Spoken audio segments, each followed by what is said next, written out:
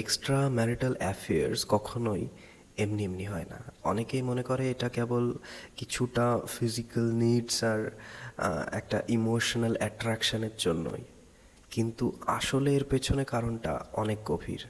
যেমন ছোটোবেলায় সে ভালোবাসা অ্যাট্রাকশন পায়নি, আর এখন ওই ব্যক্তিটার থেকে আশা করে যে সে তাকে অনেক বেশি ভালোবাসবে, অনেক বেশি আনকন্ডিশনাল সাপোর্ট দেবে। ব্যাপারটা আরও ডিপ। এটা জড়িয়ে রয়েছে কোথাও না কোথাও তোমার কর্মচক্রের সাথে। হয়তো সে আগের জন্মে তোমার ভালোবাসা পায়নি, তোমার কাছে আসতে পারেনি, এই জন্যই কোনো না কোনোভাবে এই জন্মে সে তোমার কাছে আসবেই।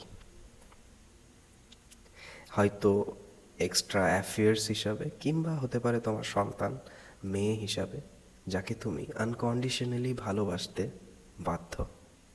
অ্যাফেয়ার্সের ক্ষেত্রে তুমি ফিল করবে যে মানুষটা কখনোই তোমার জীবনে নতুন কেউ হতে পারে না। দুদিনে এমনভাবে মিশে যাবে তোমার সাথে, মনে হবে যেন কত বছরের পরিচয় তোমাদের।